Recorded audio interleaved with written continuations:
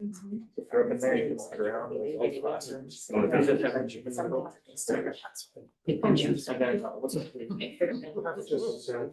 not on, oh wait, I do film.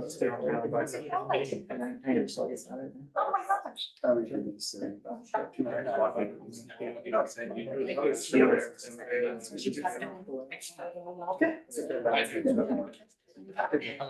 Dream. One half interesting of a person. What are you gonna take from me? I got nothing. Here you go. Everything I have is. You gonna come home? Yes, public record already. Oh, right, right. Hi. When they make big phones, I just want to share, basically, right? Life will be super But complicated. they're gonna cost like for me.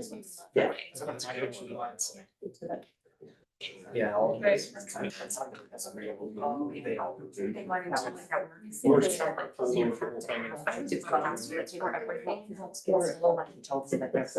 knows us.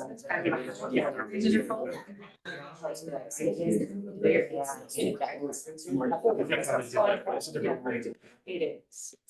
Call to order this meeting. Wilson Basin School District School Board at 5:30 P.M. If we could rise for the pledge, please.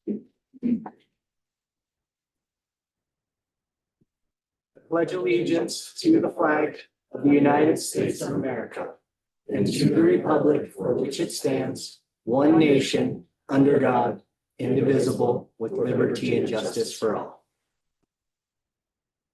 Paula, call the roll. Wheeler. Here. Barth. Here. Suter. Here. Brenner. Here. Kilgore. Here. Johnson. Here. Swint. Here. We have a quorum, we may proceed. Mission and vision. Our mission is to inspire and prepare students for the next level of education, work, and life. Our vision is to foster student growth and build trusting partnerships between students, staff, family, and community. And education at WVSD7 will support our students' intellectual, social, and emotional growth. We will provide students with an innovative curriculum supported by various co-curricular activities. The outcome of our efforts will empower students to make a difference in their community and world. We believe in providing a safe environment where healthy relationships and student growth are priorities. Item number 2, adopt the agenda. Do we have a motion to adopt the agenda? Move to adopt. We have first, do we have a second? Sorry. We have a second. All in favor? Aye. Opposed, same sign. Moving on to item number 3, showcasing schools. Today we have Rickard Elementary. Mr. Fleck.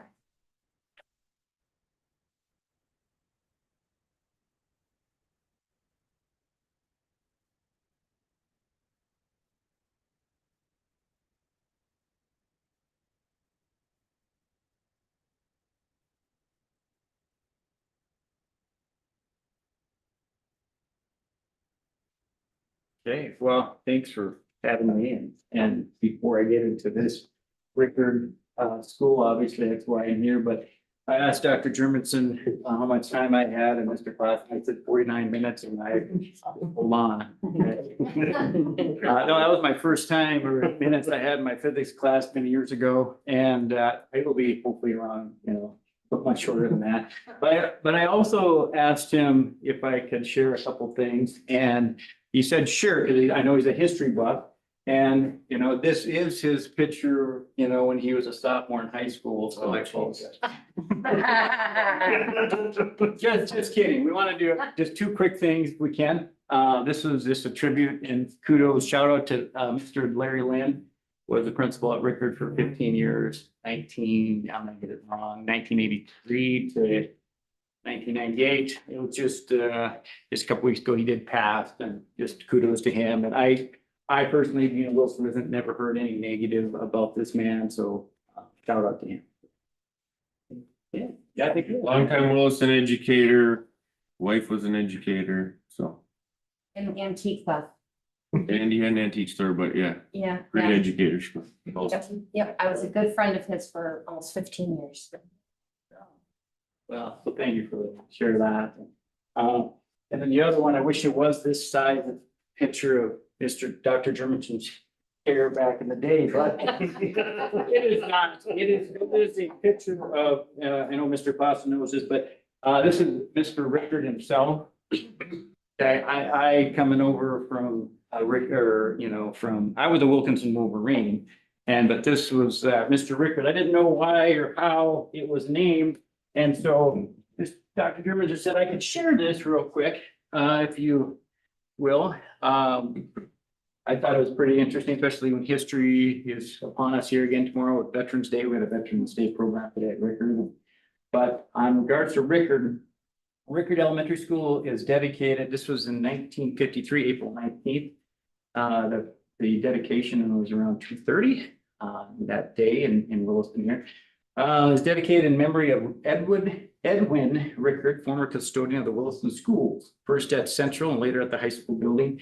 In the later years of his service as head custodian, he served from 1906 to 1920 and again from 1922 to 1949. He was a friend and counselor to pupils and teachers alike and was loved by all the community for his sportsmanship, his ideal high standard of behavior. He was an influence for good with all of his associates. The Rickard Elementary School, as constructed at present, is the first unit of a larger building. One of the reasons for choosing a particular design was to plan a building which could be expanded easily.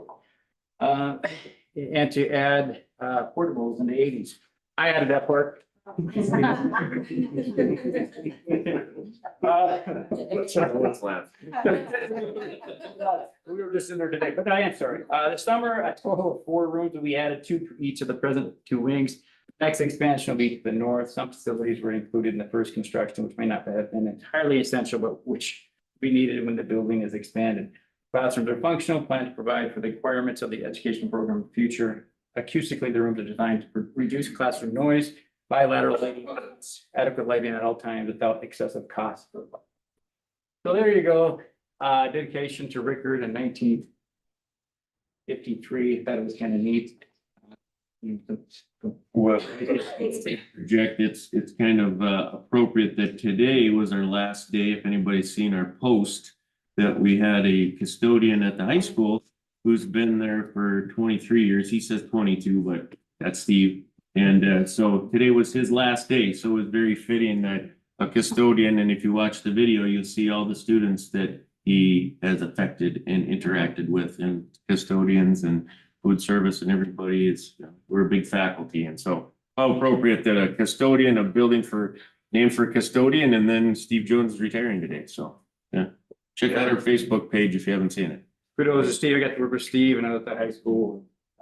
Good guy. Good guy to work with. And I think that's just to add on to Dr. Germanson, every person in the building impacts the students, and our custodian is no different. Letty, the head custodian, our staff, and you know, Kevin can attest that is awesome. And we have a great Rickard staff.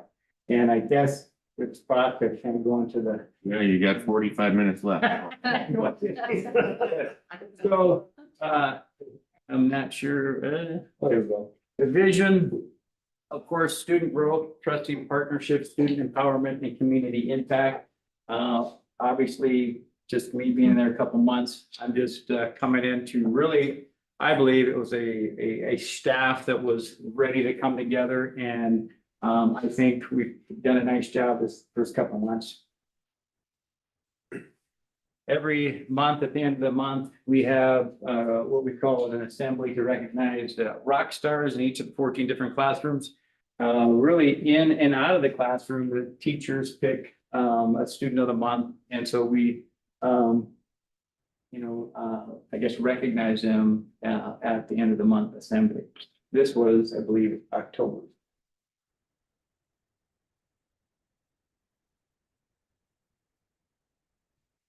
We also had, beginning of October, our school continued with the Rock This School themed. In ours, it was Circus Spectacular, and each grade did like different games in their age, and then they would rotate a little bit. In this particular picture, I believe I have they did some math here, a little math game. And 10 minus 2 is 8, so he did get it right. So So they had fun. They got to dress up, the staff dressed up, and it was just a fun day for the kids. Here's what I believe what we do well. I should say well here, I don't know. Guess that's covered there, but recognize and promote our students, obviously from recognizing the students at the end of the month. Fostering technology integration and community partnership. I'll get to that in just a few moments here. Strong parent involvement. I believe, I mean, we have one of the better PTOs in town. Obviously, I'm not in each of the schools, but we have an outstanding group of parents and focusing on our culture. So we had Ryan Scadlin from Interstate Engineering and talk about drone technology and surveying and engineering. And this was I think October 9th. And this particular one, I recall, like tens of thousands of dollars. I don't know if it's $100,000, but it's a yeah, you were at that too. Yeah, that's pretty cool. I mean, he would zoom the drone in front of the yard, back and forth, just like that. In there, and you run all the way to the other end and come back.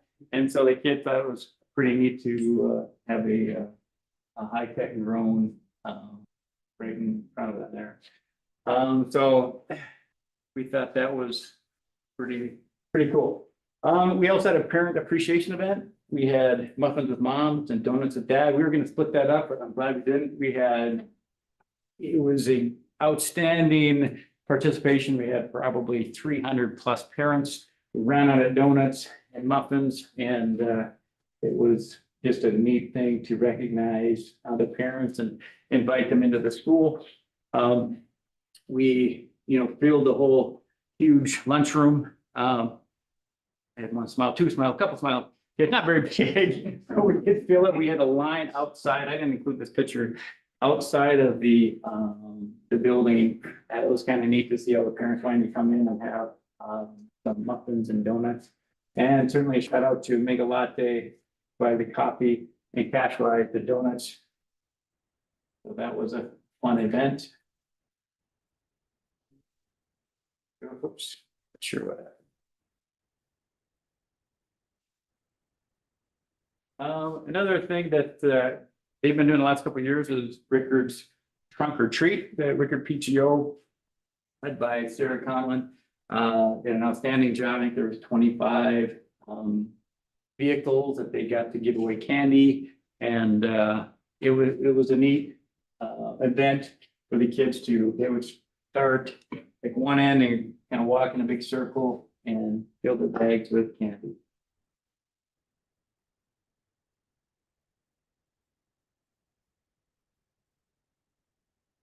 And certainly our staff was involved with dressing up, and there was some 6, 7s going on. Laughter, okay. We don't know what it means, I don't think anybody does, but we definitely had 6, 7 involved. And it was a fun day for the kids. This is going to the data. So this is last year's data, 24, 25 data. And for us, the bolded, this is K through 4th on the ELA, and D+. The bold large numbers are the ones where we exceeded the state average. So on a lot of these here, we definitely exceeded the state. And then the 3rd and 4th don't have a spring score to do a summative assessment there. The math, same thing. The bold large are the scores that exceeded the state average. So here's one here at kindergarten and here as well. Other than the 4th grade, is the only one that did not exceed the state.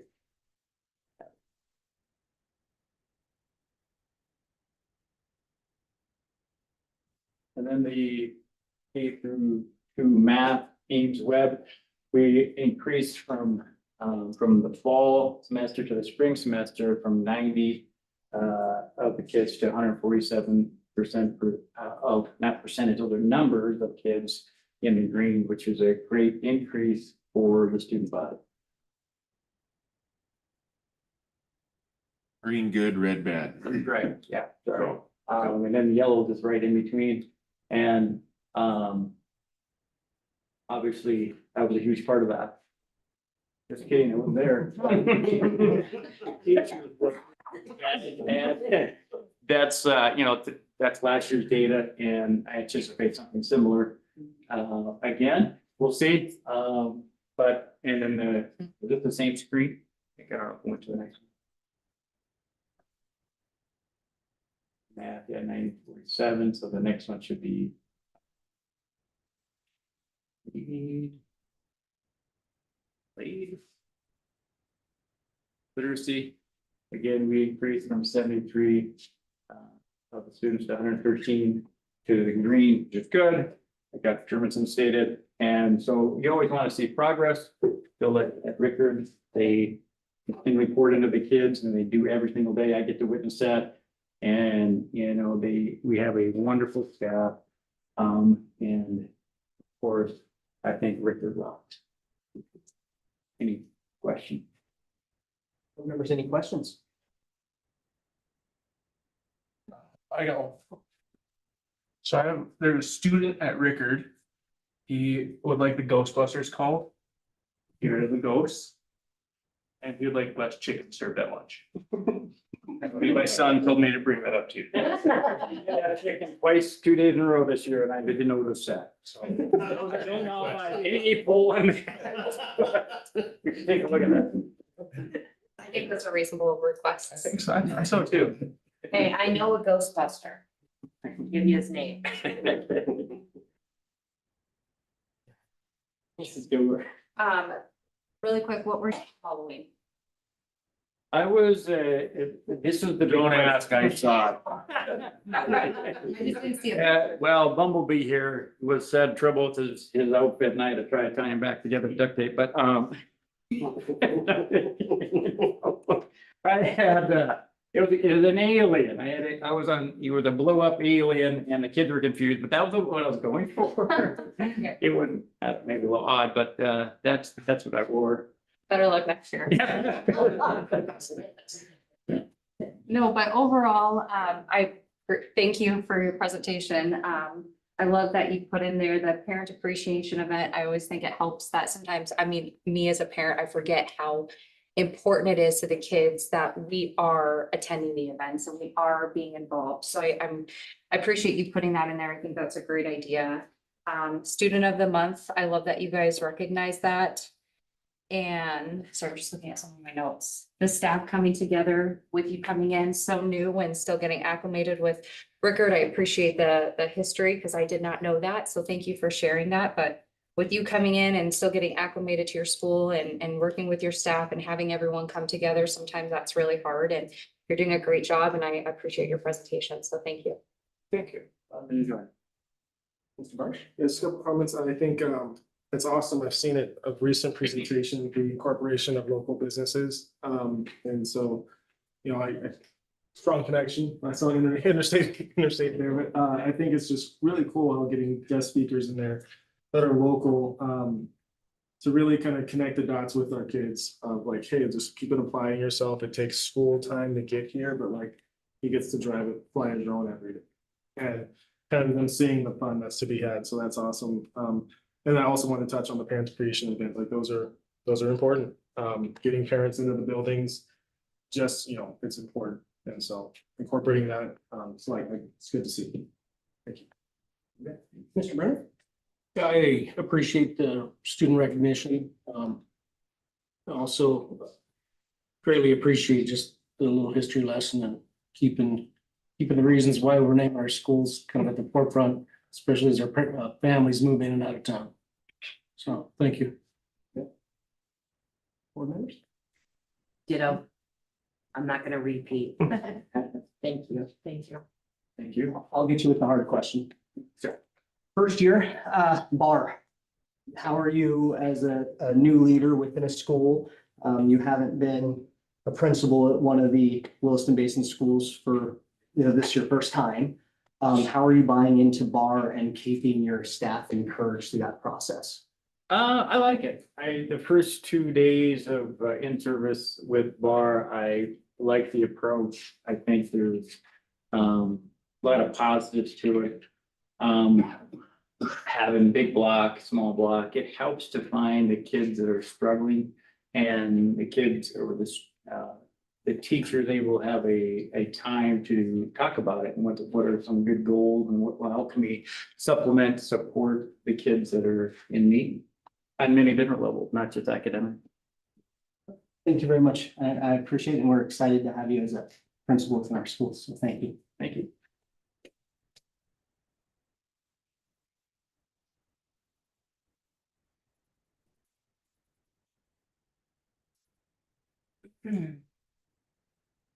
Item number 4, communicating with the public. As always, the lovely script. Give me a moment, please. Public participation at board meetings is governed by district policy BCBA. Meetings of the board are conducted for the purpose of carrying on the business of the schools and therefore are not public meetings, but meetings held in public. It is a policy of this board to afford that opportunity in accordance with the following procedures and North Dakota Century Code 44-04-20.1. Only items on the published board agenda or on the previous meeting's published agenda will be discussed at any meeting of the board unless the superintendent or a board member requests an addition to the agenda of a regular meeting and the board members present approve in accordance with board policy. No individual may speak more than once. Please state your name for the record. State the agenda item you are speaking to. Comments will be limited to no more than 3 minutes per individual. Public comment will be limited to no more than 30 minutes in total. The board has adopted policies governing patron complaints. The public is required to seek redress through these policies. The public will be prevented from commenting on a topic if it is governed by a district complaint policy and the complainant has not followed the procedure contained in policy, and or the policy prohibits the public from bringing the complaint before the board, concerns a topic that is prohibited by law from disclosure to the public, such as a student's educational record. Undue interruption or other interference with the orderly conduct of board business cannot be allowed. Defamatory or abusive remarks are always out of order. The presiding officer may terminate the speaker's privilege of address if, after being called to order, he persists in improper conduct or remarks. Furthermore, any individual who is persistently disruptive of a school board meeting may be removed from the meeting by order of the presiding officer. Board members will not engage in dialogue during the public comment period. Questions may be answered by the presiding officer or an administrator at the following meeting or in writing at a later time. If you wish to provide any public comment this evening, please step forward to the podium, announce your name for the record, as well as the agenda item you are speaking on this evening. Do we have any public comment? Any public comment? Hearing none, we will move on to informational report to the board. Explorer Center presentation. For a second, Darlene, just. So this evening we have Emily Gilliard. She is the principal of the Explorer Academy in Fargo. And what that is the Explorer Academy is a special ed unit in Fargo. And they have a special setup in how they reach kids and the services that they provide. And tonight I'm very pleased to honor and to invite and recognize Emily Gilliard. So welcome, Emily. She's going to take a few minutes to tell you what they have to offer. And then she's going to open it up for some questions for you all. Thank you. Anything else what we say? Okay. Emily, go ahead. Fantastic. Thank you. Thank you for having me. I'm excited for the opportunity to talk about Explorer Academy and the successes we've seen over the years. For those of you who don't know, Explorer Academy is the state's first public special education specific school supporting grades K through 8 within Fargo Public Schools. And I want to just start with a little bit about our vision, which really emphasizes integrating project-based learning, gross motor programming, and social emotional skill building into every facet of education. Our school is designed to meet learners where they are, academically, socially, emotionally, and behaviorally. Rather than expecting learners to fit a traditional model, we strive to create an environment where students with unique needs can be successful. That being said, our facility was built with purpose for the population we serve. Our secured learning pods, sensory rooms, STEM center, and sensory gym are just a few examples of how our environment was designed to reduce barriers, support regulation, and increase access to instruction. The design of our school came to life after touring similar programs in Minnesota and talking intentionally about the needs we saw within our district. Prior to the opening of Explorer Academy, we were limited to contracting with community agencies to provide this layer of support for our learners, who we saw struggling even within our most supportive environments within our comprehensive schools. Fargo Public Schools built Explorer Academy to help close those gaps and ensure we could provide our students with the full continuum of service to meet their needs. Given that, our classrooms are intentionally small, capped at 7 students, with 1 special education teacher and 2 support staff built into the model. Students are grouped based on characteristics, regulation needs, and instructional profiles rather than grade level. So because our classrooms often span 3 to 4 grade levels, staff can deliver targeted small group instruction aligned to each learner's current level through co-teaching and station-based teaching, ensuring that instruction is personalized and appropriately scaffolded. The intentional environment and staffing model allows students to experience school as a place where they can be successful and safe. Our spaces are designed to reduce sensory overload and promote regulation, while our crisis team is structured to ensure classrooms can address student needs without sacrificing instruction. As a result, we've seen that our students encounter fewer barriers, more positive peer interactions, and demonstrate some really remarkable academic growth. The predictable and consistent environment we have here supports students in relearning school, rebuilding their confidence, and it has enabled many to successfully transition back to their neighborhood schools with skills that generalize beyond our building. And that's the ultimate measure of success for us. Seeing kids go back to their neighborhood school is always our goal.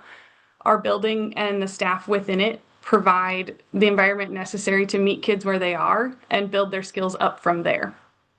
We've seen that the features of this building really allow us to tailor behavioral intervention at a level that is difficult to replicate in a school of hundreds. And that provides learners with the opportunity to experience the small wins, for staff to celebrate them very intentionally, and that slowly starts to reshape their perspective of themselves as learners, which for many who come to our school is something they haven't ever experienced.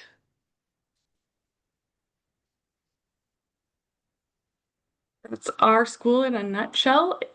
I will open it up for questions if anyone has them. Okay, board members, any questions? Start.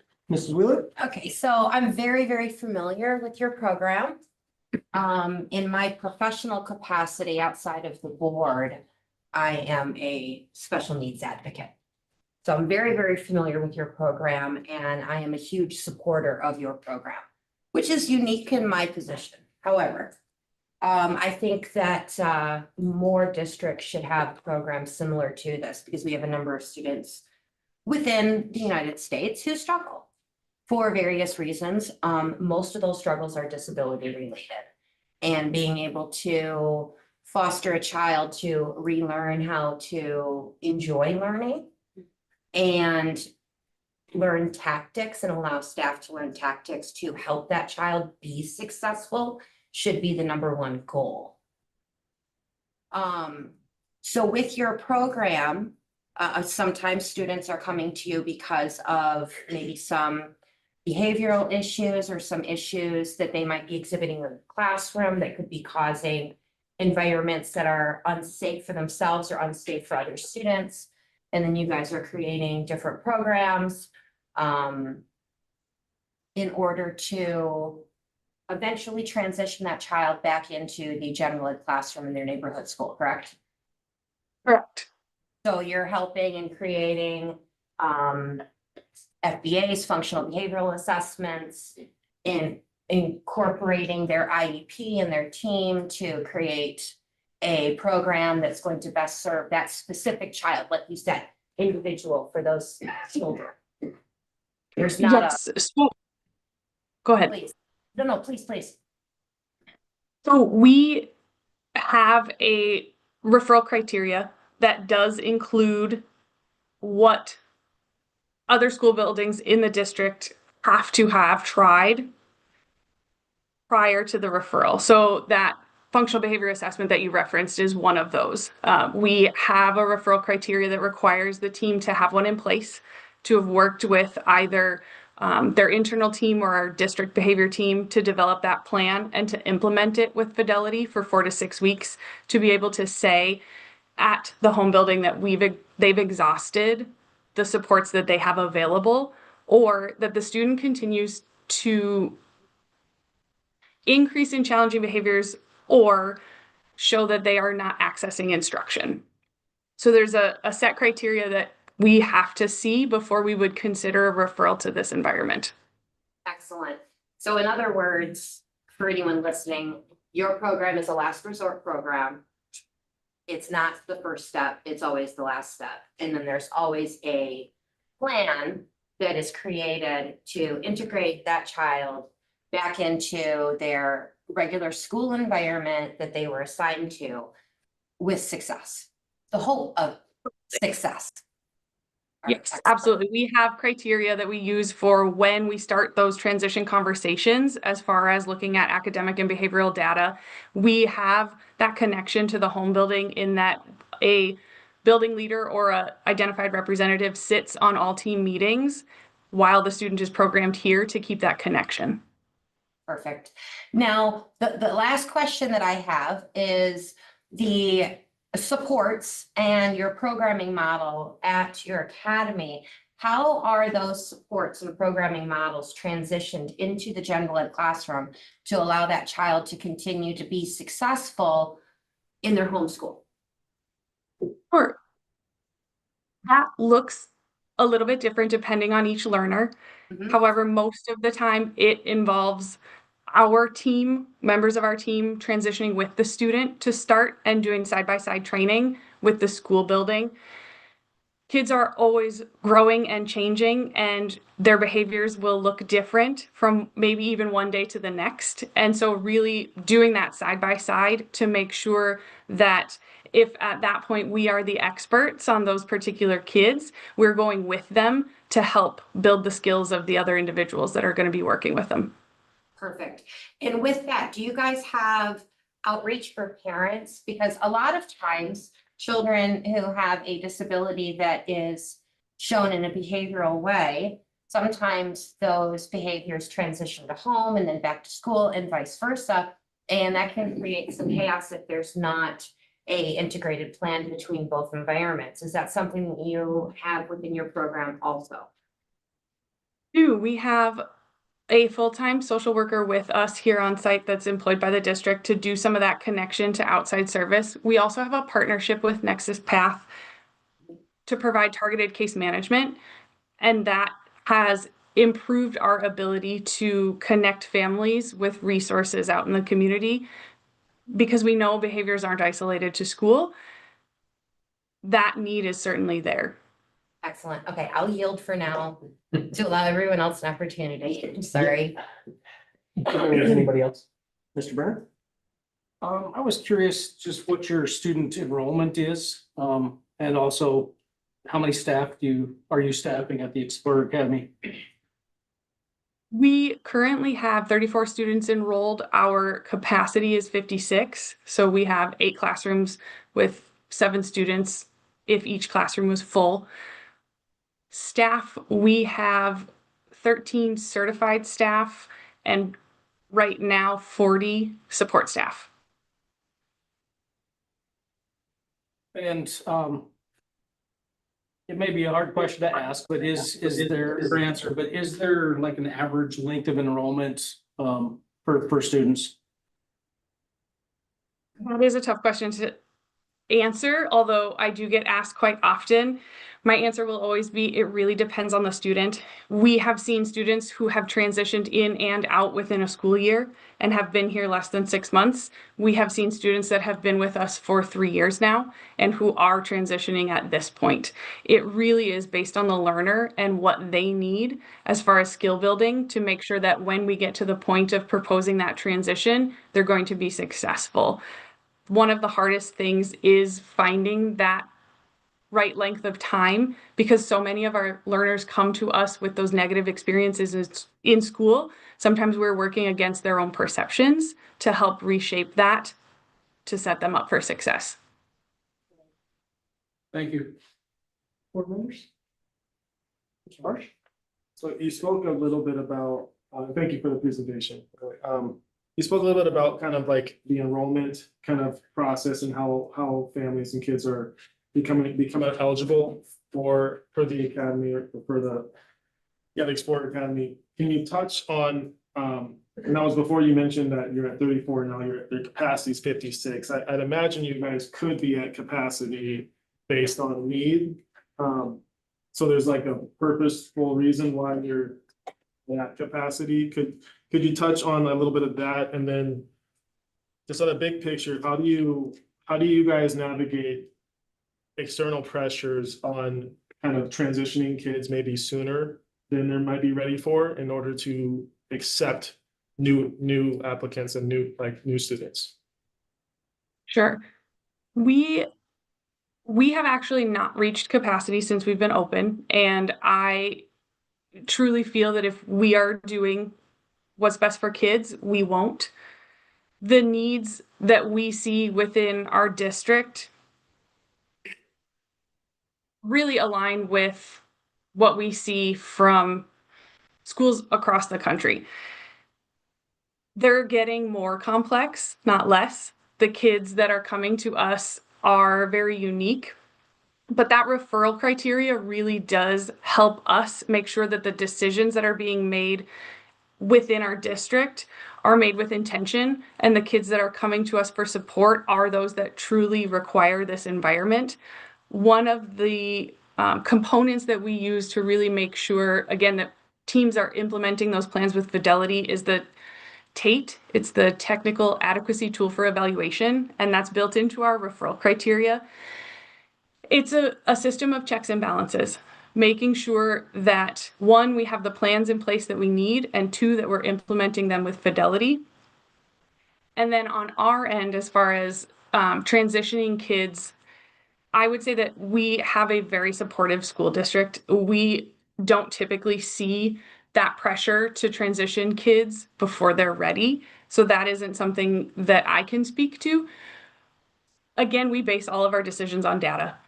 So we look at where each kid is at as far as from the minute they walk in the door until the minute they leave. We're tracking that behavioral data to see how their day is going. When they hit those thresholds to start talking about transition, whenever that may be, mid-year, end of the year, right away at the beginning, that's what we're going to talk through whenever that student is ready.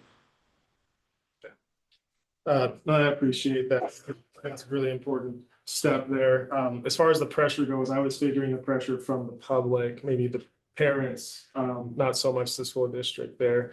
But you answered with your answer on capacity, that kind of answered that. My other question was, is there any element of cost on the families, like an activities fee, so to speak? Is there any element of cost for these students and families aside from, I guess, their neighborhood schools? Okay. Board members, anybody else? Thank you very much for your presentation. We do appreciate it. And we're excited to see our district continue to pursue and see if this is something that would fit our needs. Thank you. Thank you. Thank you, Emily. Dr. Jermison, did you want to add anything relating to this and your process going forward on evaluating it for the district? Well, just kind of what you kind of just said, we are exploring this. We had Mr. Ratzek, Mr. Huss, Wilson, yeah. Part of it. Arlen Magnuson, who works for Will Mac, went down and actually talked to Emily. We got a lot of their material, and we are talking and walking this through to see if this would be a appropriate thing to bring to Wilson Basin School District. So we're on the pipeline somewhere. So they run a great program, though. I mean, if we could get something like this, I think we'd see schools, teachers, parents, everybody excited, because it's victories for the kids is what we're trying to get at. So. That's maybe we should have asked this in the presentation, but do you know if they've seen like less of these such incidents in their neighborhood schools since the academy has opened up? Darla, Sean, I don't know that for sure. You know, the one thing I'll say about it is it's along what we've advocated for. Special education has a large continuum of services. And Fargo being able to incorporate a level D service actually almost completes their continuum, where most districts in the state are still struggling. So as you go through the continuum, you go from a least restrictive environment to a most restrictive, just in supporting students and helping them be successful. So I would assume that having that level D setting removes maybe some of that more significant behavior and disruption from the buildings into a more self-contained environment where those kids can be successful. One of the things that I really stuck out a lot was when we talk about some of our students who really, we feel, need out of school placement, like let's say Dakota Boys and Girls Ranch, or let's say even a Manchester House. Some of these kids that we can't handle in our schools per se, they are placed in these places, but they really don't need to be placed in those places. If we could only have a spot for them here, we wouldn't be paying those places at a high cost for those kids. If we had the facility or had the placement for them, we could be offering them the services that they need, but we don't have that place. So. or that they have to leave the community and not be with their parents or anything. Well, it's important to point that out about Fargo as well, as they still have the residential facilities as part of their continuum. It's a more restrictive part of the continuum. What's unique about Fargo is they have the facilities in Fargo, so they can access some of the day programs, they can access some of the residential programs. Residential, and still come back to the level D setting, or be in the like the Boys Ranch has its own separate school. So that's, I agree with what Darla is saying as far as the Williston community and us using these environments, because we get to our current environment and then we don't really have another step to go other than that residential component. And there's a process to that residential component that oftentimes, quite honestly, will get denied. And so then the students are back and we're having to figure out other options for those students. And honestly, those other options become more restrictive than what a level D environment is or a residential component is. A student staying at home and being educated virtually is actually considered the most restrictive environment for a student because they can't access their same age peers. So when we get denied residential and we don't have the level D component, then we're oftentimes skipping over into a more restrictive environment than what we would prefer to jump to.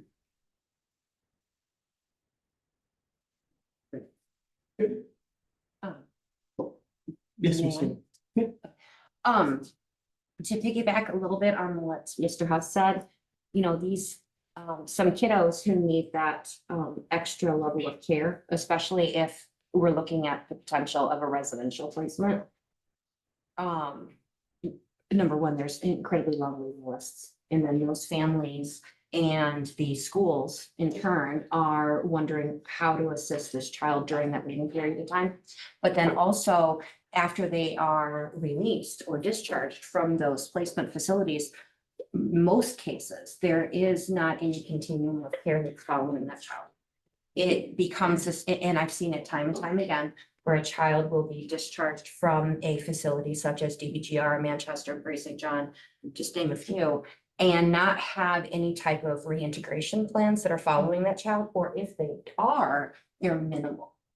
And then there's not a lot of support for the family in order to assist that child who's got that diagnosis that had sent them to that facility in the first place. Or the school, there's minimal supports. And it becomes a never-ending cycle. But there's no bright side at the end of it for that child, where a facility such as, or a program rather, that Fargo is using, which is that level D setting, that is that MRA, that most restrictive environment, is creating a pathway for that child to get back into that general education setting in their town, in their home, and is creating a pathway to success with all of those supports in school and at home. So if I may, the last thing I'll say is we call these PRTF level residential treatment centers. So psychiatric residential treatment centers, they're the most restrictive in the state.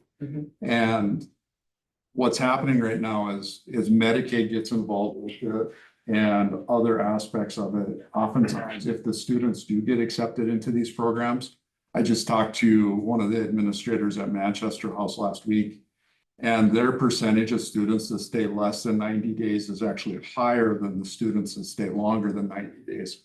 So oftentimes they're discharging the students at 30 days, 60 days, and sending them home. And as far as treatment goes, 30 days of treatment oftentimes I'm not going to say it's not beneficial to the student, but the student is still coming back and needs a great deal of support.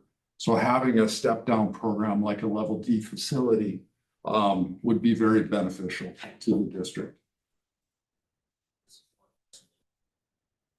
Well, I think one thing we can do. That's good. It's all really great information, but I do think there's still so much research within the district that needs to occur before we can have the answers of what it would look like for us. I appreciate Dr. Dermotson bringing this to us so early in the planning stages and review stage. And I think we have a great team. Mr. Haas is extremely experienced. And so having these team members all come together, I think we're going to come up with ways to help our community, help our students, and in return, that's going to help us with our staffing issues in those very high needs areas. So I appreciate everything you guys are doing. We will move on to item number 5B, monthly financial reports. Good evening, everyone. Can you hear me? Okay, so I don't know, Nathan, do you want me to share or will you share the report? If you want to share that, awesome, Steve. Go ahead. Well, that's coming up, just a audit update for y'all too. I just visited with Michael Schur. He's our auditor with the state. They've got all of the confirmation stuff back from the other side of the state agency with the retirement and things. So they are right now just doing their final checks and balances of everything. And so they haven't given me a definitive date other than before the end of the calendar year. They'll have the 2 years worth of audits back to us. And then once they get that done, then we will schedule dates to get fiscal year 25 done, which should go faster because it's more recent. It's more all encompassing for my year. So I hopefully should be able to find all the information. And we'll get moving forward with all that and get all of the audits brought back up to date. So with the financials, you'll so with the first part with the revenues, so we are getting on track with our revenues. I did get, so October was our count date for the year. And so we did see almost just a hair under 400 student increase from last year. But the one thing with that is our spring count was down And so there was a little over 100 kids that that subtract from that. So we are still seeing an increase in our state aid because of our increase in student count, but not quite as much as, you know, what we were thinking with the full 400. So we're still well within the budget.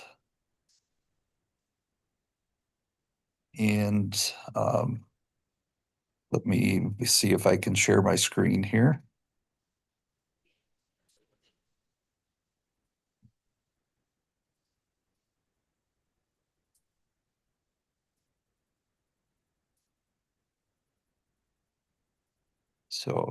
So in here, you'll see, you know, things are setting pretty good with as far as state. Our taxes haven't really started coming in yet because they're just now starting to get collected. And but as far as everything else goes, we're setting pretty good. Our new processes for the federal side of things, so for the title and all of that have been working good so far. We've got a process in place where the gal in my office, Shelby, she goes through and makes sure that all of the claims are submitted on time. So um, like we just got done submitting the claims for October, so we'll start getting that money in. So one thing that hopefully you'll notice as we get going through the year that our federal revenue will kind of keep up with the times too. So so that's been a plus this year. And we've been able to, you know, change up a few things as to, you know, making sure all of that stays in place and we keep up to date with where we're at with title spending and making sure that the budgets are correct as far as what's with the state.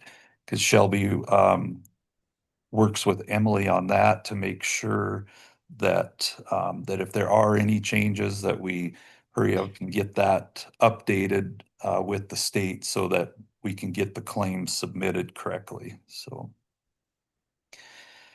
leading into the expense side of things, so again, we're setting good there. So, you know, we're just about halfway through the year, about a little over a third, I guess, or right at about a third. So our percentages are still setting good there. We did have a few positions that we had to add in, but we're able to absorb those into the budget. And that was again because of the, you know, the number of students that we increased. So we did, you know, have some pairs and different things that we needed in there. And then as far as the bank recs go, the last couple pages of the report just kind of show the breakdown of the cash and the bank recs and then also with our CDs. And like I mentioned last month, our CD balances are going to start depleting pretty steadily over the next few months because Sloan is getting getting to the big stuff. So so those will start coming off. Any questions on the budget or any of that? And then I'll kind of talk a little bit about where we're at with Sloan and stuff like that. Board members, any questions? Mr. Arnold, you can proceed. Okay. So one thing that we're starting to get into right now with Sloan, we've got, you know, the construction progress on, and you guys have had those reports and things, but the other thing that we're starting to ramp up on is, you know, the internal furnishings, so like the desks and the equipment and furniture and all of that stuff. So Susan and I have kind of gotten together. We visited a little bit with Nick from JLG, just trying to kind of hone in on where the budget's at for those pieces. But we're going to start meeting with tech and curriculum and just kind of start lining out all of those things that we need because we want to make sure that, you know, the supplies are all in there when the school's ready to open up. We want to make sure that we have the PE equipment, all of the playground stuff, and then making sure that all of the tech is set up and ready to go for the building. So we're going to start working through all of that, getting budget pieces together for there. And then making sure that, you know, the first part of 26, that we make sure we are getting those orders submitted so that we make sure that all of the stuff is here when the school is ready to open. So, and it still sounds like we're gonna be able to maybe get in June. So that'll give us a couple months to get things settled and ready to go for the school year. And then we'll keep, you know, each month kind of with this, I'll start reporting a little bit on also on that part of it as far as the backside of the construction and where we're at with that budget also. Board members, any questions? Mr. Arnold, if that's all you have for us, I appreciate your time. You bet. Thank you. Thank you. Moving on to item 6, monitoring school district operations. 6A, results 3, 4, 5, and 6, academic achievement monitoring reports. All right, so all the academic achievement monitoring are grouped together. R3 literacy professional development 1.5, R4 literacy assessment goals 1.6 and 1.7, R5 math assessment goal 1.8, and R6 science assessment 1.9. I'm going to turn this over to our queen of data, otherwise known as our data assessment coordinator, Tessa Helsted.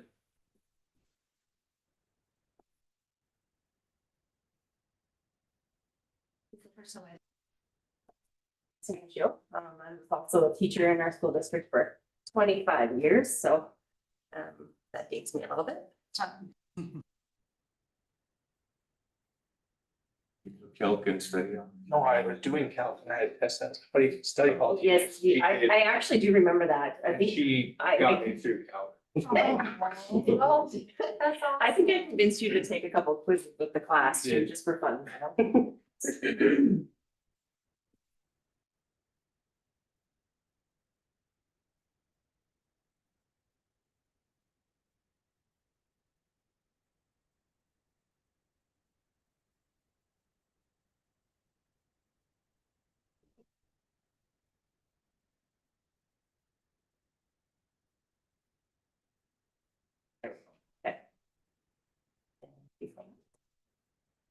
All right, so I'm going to present on the 4 different reports, 2 on literacy, 1 on math, and 1 on science on the academic engagement. And as I was reading through the new strategic plan, and I really appreciated the importance that the teams came up with when it came to putting an importance on formative assessments, interim assessments, and summative assessments. So we're looking at big picture, but we're also looking at small picture. And the fact that the goals are meant for growth. Going throughout the school year, we just want students to learn more. Another important thing on the teacher side of me, I loved how they also not only looked at overall scores, but we're looking at domains also. When you look at domains and standards, that's what teachers look at and go, okay, I can celebrate that, or I need to focus on this. So it really kind of broke the data down for us. So that was very nice. A couple things to keep in mind as we go through this. This is our first year with our new strategic plan. So last year, teachers weren't aware of some of the changes and things like that. So a lot of this is going to be baseline data. Also, the whole fact that NDA plus summative was the first year the entire state of North Dakota took it. in the spring. We just got the scores back about a month ago. So it's all just all brand new stuff. It was also, last year was also our first year with NAVI, which is our formative assessment that we're reporting on. So baseline data when it comes to that too. So just kind of getting into all of that. So I'm actually really looking forward to next year to show you some of the growth. So the first two reports have 3 goals that all deal with literacy. The first one is on professional development. Former teacher, I really appreciate that as well. Love to have the training along with everything else too. We gotta know how to use it. The second report has to deal with the assessments, both summative and formative. I'll explain those when we get into those a little bit further too. With the professional development goal of 1.5, there are 2 measures. First of all was getting the professional development for the teachers and also having a survey for feedback. Again, because we weren't aware of these new changes, that we don't have any survey feedback to report to you. We've already started them this year. We're good to go. We did do some last year, just didn't have them all, the data all collected and saved. So that will be reported on next year. So there's a list of all of the different literacy professional development that we had, along with a link to all of the PDs that we had last year. I asked the curriculum coordinators, can you highlight a couple of them for me? I wasn't in attendance on all of these, but the one that they brought up was the Groovy education. I said that was a popular one, mainly because I guess the presenter was a guy from North Dakota. He's in his mid-20s. So he was very connected to the group a lot. It was all on AI. So teachers using the AI resources and how to use it properly within the classes and all that. Same thing with the literacy tech, that was also on AI. That was another popular one. The disciplinary literacy at the high school, that was interesting because it wasn't just for English ELA teachers. That was for all teachers at the high school. Literacy doesn't just affect just the English classes. On goal 1.6, the first measure was getting a calendar. So we have a vertical alignment within our school district.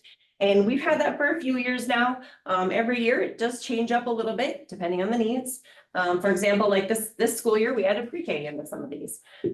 So it does always change a little bit. Another thing I noticed while reading the strategies was not only did it talk about using the calendar, but having data digs with the teachers within our calendar. And we did quite a few of those. As you can see on the table, there's 103 hours that principals spent at schools and just sitting down with teachers.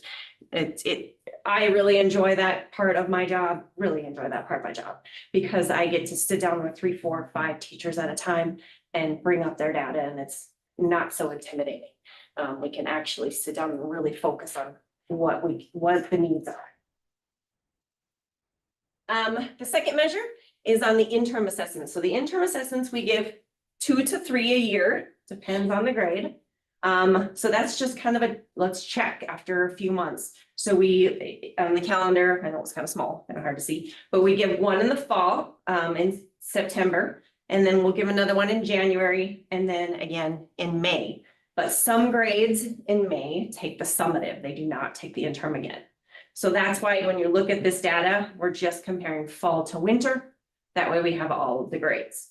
So this graph is showing us the growth from fall to winter. So for example, in kindergarten, in District 7, the average kindergartner went up 9 points from fall to winter. Same thing with the state average kindergartner went up 9 points. We better point out 5th grade. That's super cool. 5th grade went up 22 points and exceeded the growth that the state had of 15 points. I want to point out the negative too. So we were looking at the 9th and 10th grade, and you're going to see the same thing on the math. That high school math and literacy also went down, and more of the state than us. But their response on it was a couple different things. They were finding that there were some different samples going on. So student A would take a fall test, but then they wouldn't take the winter. Student B, vice versa, wouldn't take the fall and took the winter. So the correlation was very difficult in those grades. Also, K through 2 and 9, 10 Those grades are not normed yet. The state is still working on that through with Pearson.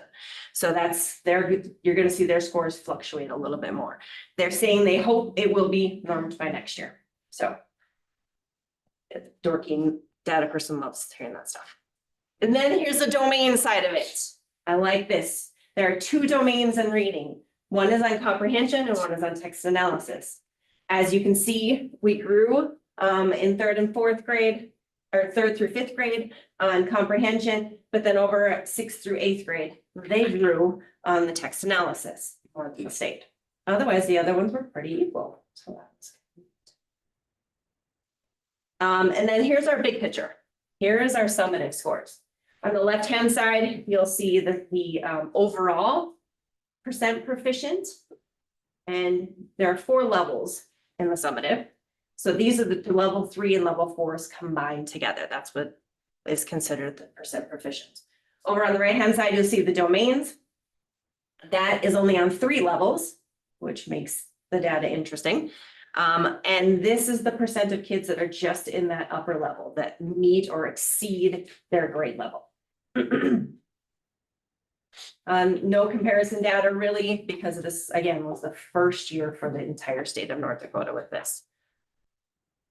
Something I did notice, and also again with math, it was interesting that they were similar, but there were some spikes kind of on the odd grades.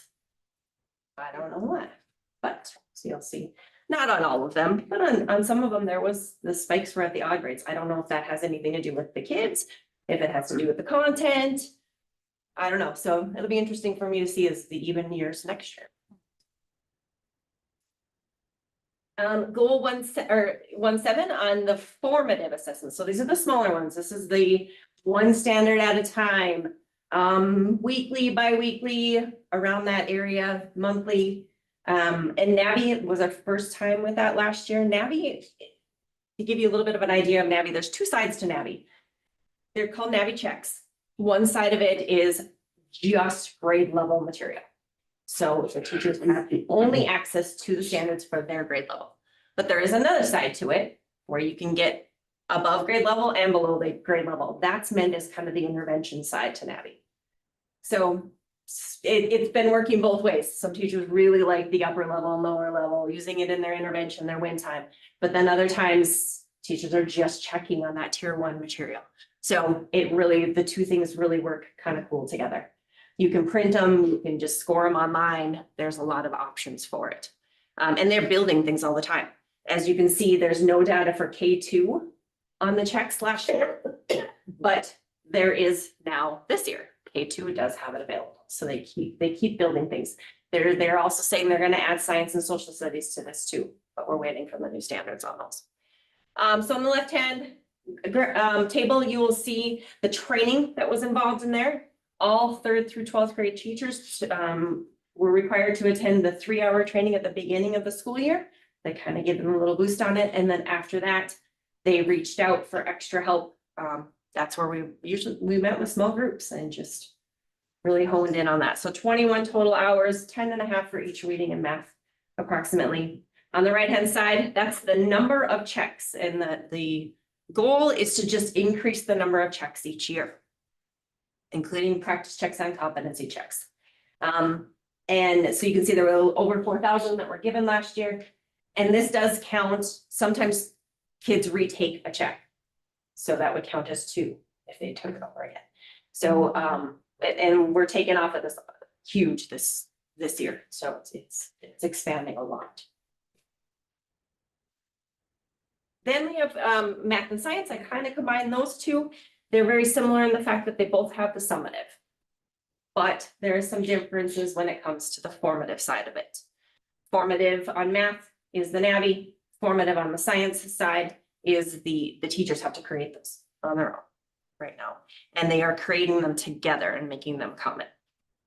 Again, the goals on both of them are to just improve our overall scores or domains on the summative.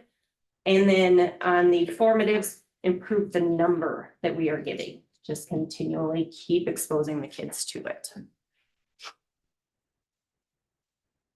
On so just to look at just math right now, here's our Navi again on the left-hand side, same graph as you saw before, 21 hours, 10 and a half on each. And then your Navi checks on the right-hand side, which again, I can't wait to show you next year, like how much we've grown in all of this. So we had 7,207 checks that were given in math, and the literacy was like 4,300. So we keep building on those a lot. So sharing these with principals at Data Digs. And here's our third measure for math on the interim assessment. So how much did we grow from fall to winter? Again, I kind of see I even like pointing out third grade again on this one, even though they didn't exceed the state, just growing 24 points. That's huge. There's growth. And as I mentioned with the negatives with high school, yeah, it's happening all over the state. It's interesting data to me. But yet a 10th grade math shot up again. So very interesting. Here are domains for math. There are 4 domains for math: numbers and operations. And then if you look over the right-hand side, algebraic reasoning, I kind of like looking at those too, because if you look at the 3rd through 5th grade band, we were a little bit lower on numbers and operations than the state, but then over on the algebraic side, we were a little bit above it. So they kind of made up for that there. Another interesting, the geometry and measurement, how crazy that was. We were level with both of those bands, 3rd through 5th and 6th through 8th. And then data and probability and statistics does usually kind of jump all over a little bit. K2 and 9-10 didn't have domains last year, but they do this year. So again, I'll be excited to show you those bands next year. And then here's our overall big picture of the map summative. Again, can't see growth. It's not there. This is the first year. So on the left-hand side, you see the overall percent proficient, the level 3 and 4 combined together. And on the domains, you see that level 3, the ones who meet or exceed on those 4 different domains. Again, it's very interesting that with seeing the odd grades kind of have that jump in there. Similarly, now we're into science. Science goal 1.9, looking at the summative. Only 4th, 8th, and 10th grade take the summative for science. And again, it was new. 10th grade doesn't have an earth and space science domain. It's not in theirs. I thought it was 8th grade. Yeah, 8th grade was kind of had a nice little jump in their scores.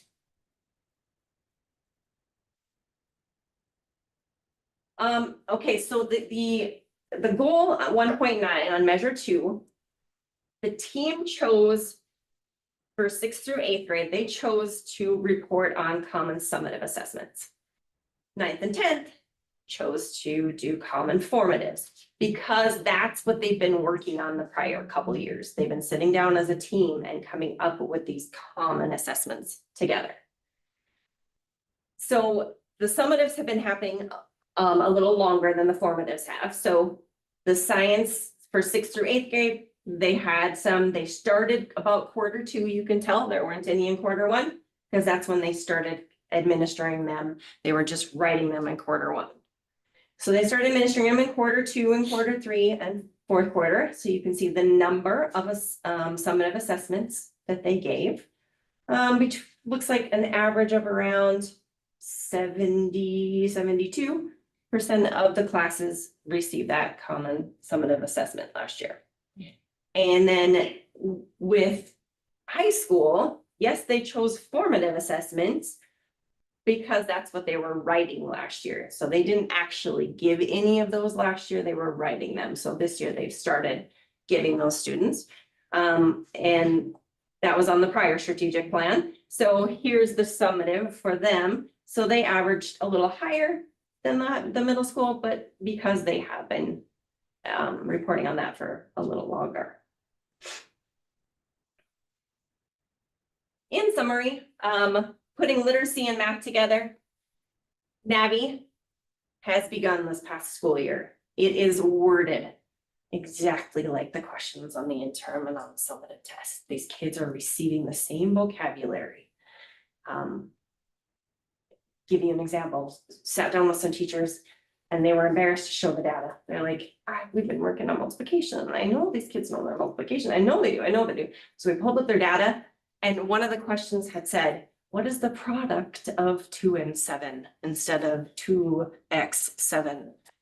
So using the word product, the teacher was like, oh, I need to start using that word a little bit more, things like that. So we're finding a lot of those. Here's another crazy one. So a first grade teacher, the question on the test, it was a pipe or a circle, and it was cut into fourths, and 1/4 was shaded. Okay, so the kid's question on the test was, what fraction is shaded? And the kids were picking the white, because they didn't understand what the word shaded meant. In their book, they were always blue. Okay. So I think the teachers are learning so much from this too, looking at that vocabulary. Every one of the standards in NAVI come with a glossary, a list of glossary terms that the kids need to know. So it's been very interesting. They're difficult for the kids. They're not doing really good on them to begin with. And that's a struggle. That's been difficult for kids and teachers to do that. Principals and coordinators have been providing hours of training on these, and that's been very successful. And the last bullet on there, where on the left says students are improving. We have proof of that with those interim assessments. The scores are going up, with the exception of that high school, but that's the state issue. Science over on the right-hand side, teachers are doing the common formative and common summative assessments. Kids are receiving that instruction. And then I also reached out to them for some qualitative data to report to you, and it is detailed a little bit more in the report, but they did mention how they're using data to drive how they want to revisit those standards.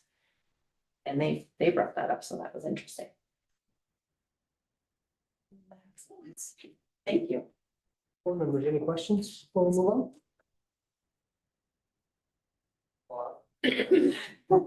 There's a test right now. Yeah, I had one question on yeah, the NAVI math checks attempted. yes, 7th grade was at 0. yes. What? It was kind of a transition year. You have anything to add? I mean, like, they were doing their own formative assessments in their classrooms, right? So the NAVI was the new one. We were also like in the transition from iReady. So some of those teachers were using iReady still instead. And everybody understands, right, the formative, these are the little assessments they're forming and they're teaching, right? The summative is the big test at the end, so. In fact, NAVI makes, each one of the standards are 6 to 8 questions long. The teachers do have a choice to make them smaller or bigger, but that's what it defaults to every time, 6 to 8 questions, math and reading both. The passages they're long, and that's been an adjustment. So the teachers, some of them have been cutting them to 3 questions instead of 6, because those reading passages have been kind of long. And it won't, in the upper grades, it doesn't read to them. In the lower grades, it does, but, so that's been a challenge too. Anything else, board members? Thank you very much. Thank you. Yes, thank you. Thank you, Tessa, for all of that data. I just want to point out all that information that she talked about. That's the teachers and the students. That's the everyday, right? That's the hard work of teaching and learning, right? That's teachers, all the stuff Tessa talked about as a teachers, looking at the new test, coming up with the formatives, testing their students, figuring out the shaded stuff, the not shaded stuff, and then the student just hammering through stuff. So that's the nitty gritty, everyday, dirty work that's teaching and learning, but you can see we're getting it done, so. Yeah, that idea of the shaded, it took me one classroom to hear that. And then every first grade classroom I've been to since then, I bring it up. Because that to me is so important. Little things like that they can easily fix. Yes, Ms. Cooper. Overall, what do your teachers think about like this system? And the testing structure, I guess. The platform is really easy to use. And then the data you get back, the reporting you get back, very easy to use. Having the time to use it is the challenge, right? So, like, there's 4 schools I've been to 3 times already this year. I met with every one of their teachers already. How do we administer Navi? How do we look at the data? And if I come, then they have the time, right? They have to meet at their PLCs anyway. So let's sit down and look at this together and break it down a little bit better. It's not easy. I mean, the rigor change from iReady, iExcel to this, it's not easy. But I think they all understand that it needs to happen, right?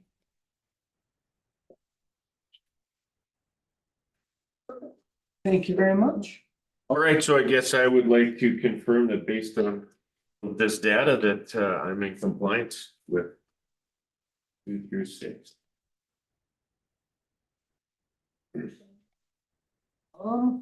Figuring out how I want to attack these. You want to do one by one? Yes, I think the best way to do this would just be going through each one. Give me just a second so I can get them in.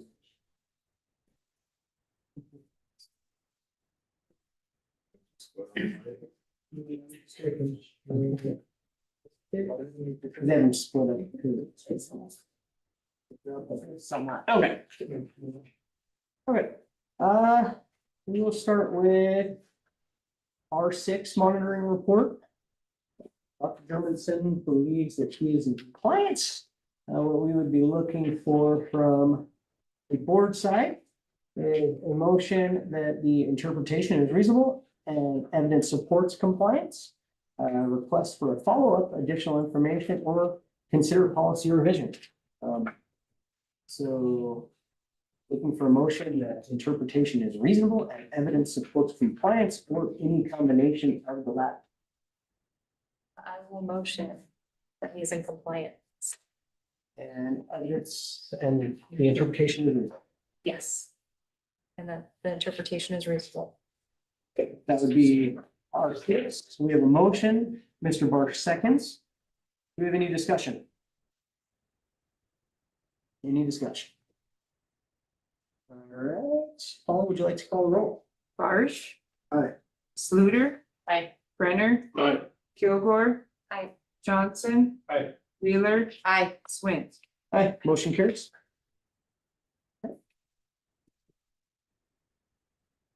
Results.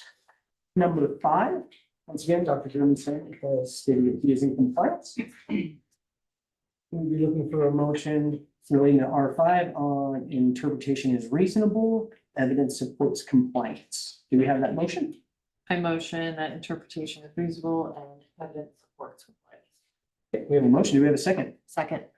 Any discussion? Any discussion? Hearing none, Paula, could you call the roll? Sluter. Aye. Brenner. Aye. Kilgore. Aye. Johnson. Aye. Wheeler. Aye. Barsh. Swint. Aye, motion carries. Sorry, I got the other one. Results, 3 monitoring report. Once again, Dr. Germanson believes that he is in compliance. 4, we would be looking for a motion for interpretation is reasonable. Evidence supports compliance. We have that motion. I will move that it's in compliance and interpretation is reasonable for R3. Okay, we have a motion. Do we have a second? Second. We have a second. Discussion. Any discussion? Paula, could you call the roll? Brenner. Aye. Kilgore. Aye. Johnson. Aye. Wheeler. Aye. Barsh. Aye. Sluter. Aye. Swint. Aye, motion carries. And I believe the last one would be result monitoring report number 4. Yeah. Once again, Dr. Germanson is very confident and he is compliant. Let's see what the board has to say. We would be looking for- I had to, I'm sorry. Everybody was going to sleep. Interpretation is reasonable, evidence supports compliance. Do we have a motion? Make a motion that it's evidence is reasonable and interpretation is in compliant with the other way. Interpretation is reasonable Supports. and evidence supports compliance. Yes, there we go. It's time to just say so moved. I second. And we have a second. Now I'm lost. Board members, any discussion? Any discussion? Hearing none, Paula, could you call the roll? Kilgore, Aye. Johnson, Aye. Wheeler, Aye. Barsh, Sluter, Aye. Brenner, Aye. Swint. Aye, motion carries. Moving on to item 6B, operational expectation. Number 3, treatment of community stakeholders monitoring. All right, OE3, treatment of community stakeholders monitoring report. And summary of policy, the superintendent will maintain an organizational culture that treats parents and community members with respect, dignity, and courtesy. Superintendent will protect confidential information, handle complaints, create, maintain organizational commitment to difference of opinion, people and decisions, and open and honest communication at all levels, and focus on achieving the board's results policies. And so I'd like to go down to 3, evidence of compliance. District follows policies AAC, and I'll let you read through those, all of our policies that protect anti-harassment policy, bullying, patron complaints in Title IX, and all of those. There's been no reported breaches of confidential information. HR, on the back, this year we created the staffing committee for Slowland. This committee was composed of principals, teachers, district administration, so a lot of input from the principals, and we changed things up as we were doing it. Big thing here is we continue to work with Vital Network. We just had Vital Network zooming in with us on Wednesday of last week, talking about leadership and what our principals thought of our leadership and that kind of thing. So that is awesome.